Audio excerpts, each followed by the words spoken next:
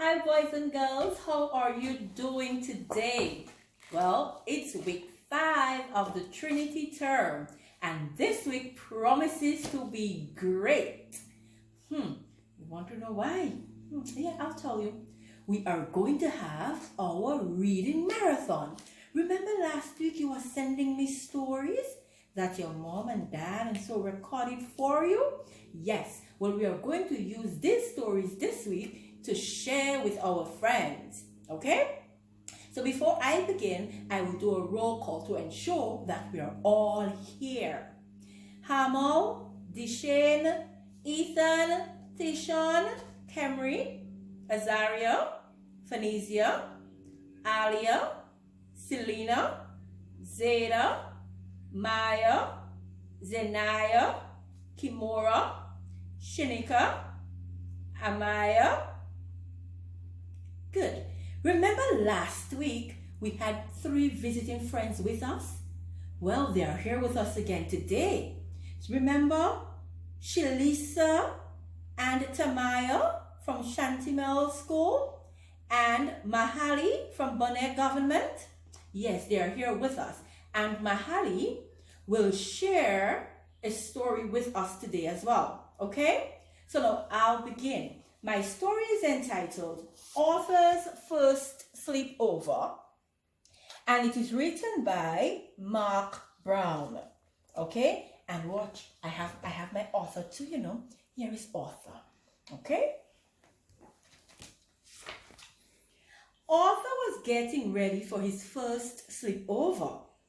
It isn't until Saturday, called Mother. Come in and eat your breakfast. Father laughed while he read the paper. Some man in town says he saw a spaceship, he chuckled. Probably the same man who thinks he saw Elvis at the mall, joked Mother. I don't believe in aliens, said Arthur. Well, the National Requirer does, said DW. They will pay a lot of money for a picture of one. On the way to school, the girls were talking about the spaceship. Arthur wanted to talk about his sleepover.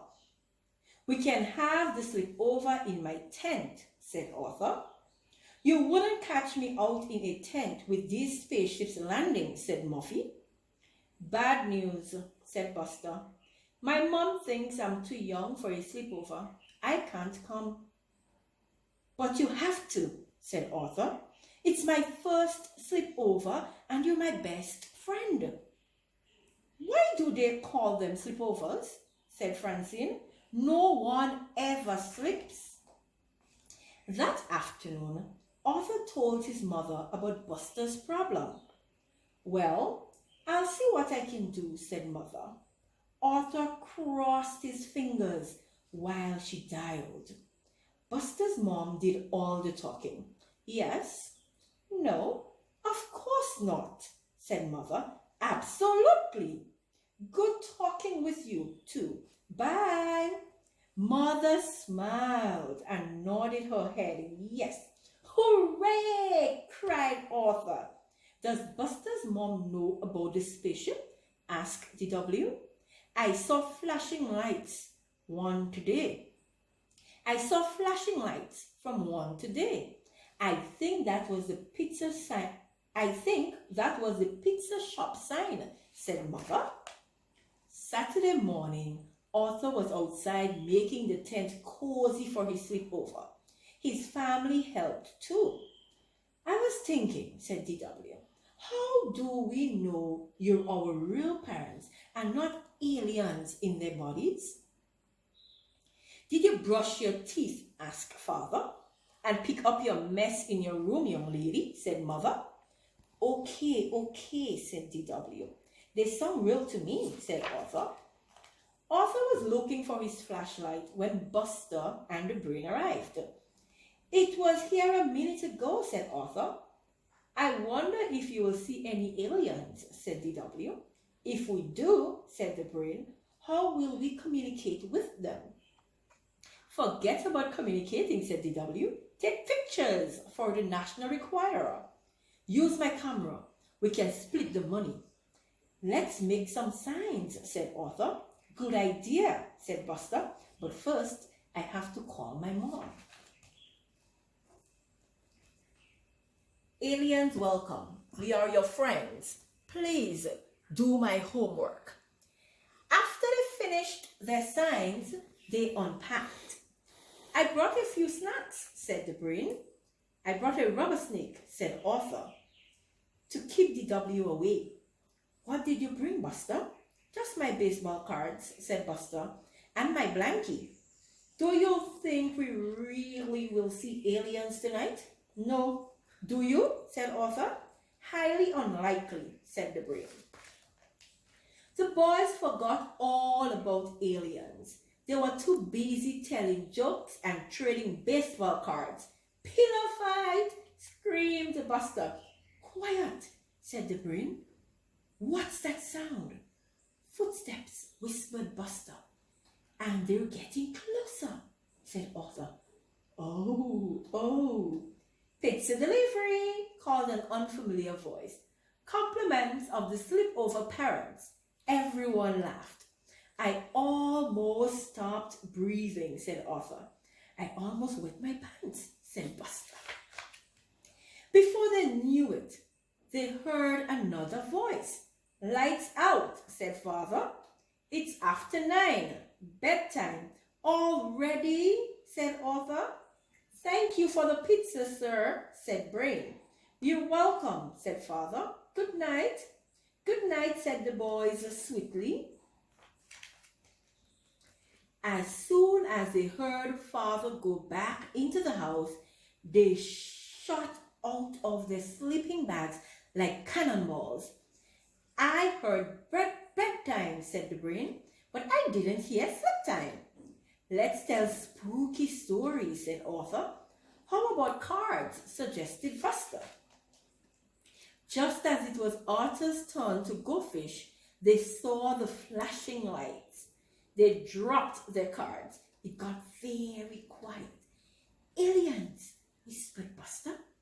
I don't hear any footsteps, whispered Arthur. Of course not, said the brain. They haven't landed yet. Lights flashed again. They're heading for our tent. Run for your life. No one could find the flaps. Help! Screamed Buster. Let me out! The tent collapsed. That didn't stop them from making a run for it, but a large maple tree did. Ouch, said Arthur. I'm calling my mom, said Buster. Look, said the brain. The lights are coming from your house. I think I know this alien, said Arthur. It's from the planet DW. Arthur noticed the things they used to make signs. That gave him an idea. Let's put our tent back up. I think I know a way we can teach that little space creature a lesson. Later, Arthur crept quietly into the house. DW was in her room laughing. What's so funny? He asked. What are you doing up here? Said DW. Did you come in because you are scared? Not really, said Arthur. I'm returning your camera. You will probably see an alien before we will. I doubt it, said DW. Well, just in case, said Arthur. Sweet dreams. Then very quietly, he returned to his tent. A minute later, DW heard a tap at her window. Alien! She screamed. She screamed so loud it woke up everyone in the neighborhood. Everyone except Buster, the brain, and Arthur. When Mother and Father went out to check, the boys were sleeping like little angels. Of course, after Mother and Father went back into the house, it was another story. The end. Now we are going to hear a story from Ethan. My name is Ethan David. The title of my book is Brother Rabbit and the Sweet Potatoes. Brother Rabbit and Brother Tiger was friends. One night, Brother Tiger went to Brother Rabbit's home. It was dinner time. Brother Tiger sat at the table. I am tired and hungry, he said. I have a pot of sweet potato, said Brother Rabbit. He put the potato on the table and he went to get some plate. When he came back, he got a surprise. There was one small potato left in the pot. Brother Rabbit said nothing. He ate the small potato. Next night, Brother Rabbit went to Brother Tiger's home. It was dinner time. There was a pot of sweet potatoes on the table. Brother Rabbit sat down. I am tired and hungry, he said. Brother Tiger was greedy. He gave one small potato to Brother Rabbit. All the other potatoes are bad, he lied. We cannot eat them. Brother Rabbit ate the small potato and said, "Thank you, Brother Tiger." Then Brother Rabbit stood up. You said we cannot eat those potatoes. He said, "Yes," said Brother Tiger. Then Brother Rabbit said, "We cannot eat them, but my pig can. I will take the bad potato and give them to my pigs tonight." Brother Tiger gave the potatoes to Brother Rabbit and Brother Rabbit left. Brother Tiger cried. I was greedy. No, I have nothing to eat. Brother Rabbit was home and ate the good sweet potato. He said, I hope Brother Tiger has learned a lesson. Thank you, Ethan, for your lovely story. Now we are going to hear a story from Alia. And Ali is going to tell us about Brother Dog and the Bone.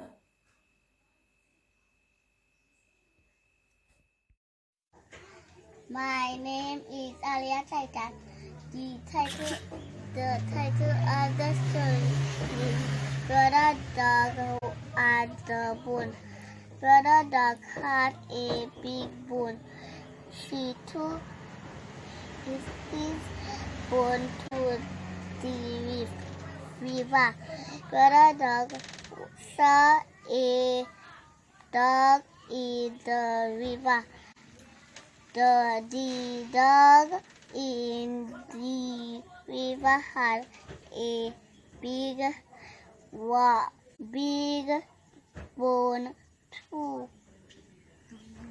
Brother Dog was greedy and had one bone who wanted two bones.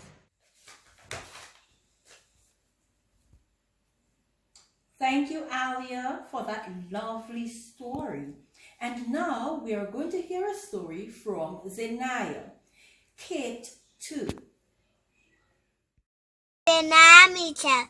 I attend the Bele Government School. I am in grade 1F. The story is about K2. One day, Kate's mom said, I'm going next door. Miss West has the flu, so I'm going to bring her some soup. Can I come and help? Asked Kate.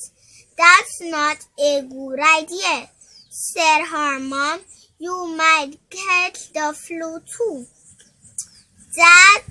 Kate's dad was in the garage fixing his car. Can I help you? Kate asked. I love fixing things. No, said her dad. These tools are too tricky. You might get hurt. Kate went back inside, feeling sad. I want to help, but nobody will let me. Yeah, she said, told herself, I know what to do. I'll make dinner. Mom and Dad will be so happy. Thank you, Zenaya, for your lovely story. And now, our guest reader, Maheli Etienne from Bonaire Government School, will do for us the best job. Is Mahali 18. The title of the book is The Best Job. The Best Job. When you get big, what job will you get? Said Leo.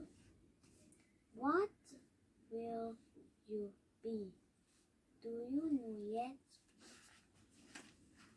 I can be a fisherman. I can catch fish in a net, and I can rest on the deck when I get wet, said Lip. I will be a farmer. I can put hands in a pan. I can dig holes for the corn and get eggs from a hen. I will be a vet, the best job yet. I can fix a broken leg or help with a pet. I will be a pilot. I can fly a jet. What will you be? Do you know yet? Leo said, a farmer, a fisherman, a pilot, a farmer, a vet. Lots of jobs are fun, I bet. Thank you, Maheli, for your lovely story, and we are so glad that you can join us at Veda Government School to share in our reading marathon. Thank you so much to our readers today, Ethan, Alia, Zenaya, and Maheli, for starting our reading marathon for week 5 of the Trinity term. Tomorrow, God's willing, we are going to hear from Tishon, Phoenicia, and Selena. Thank you guys so much for listening, and have yourselves a lovely, lovely, lovely day. Bye.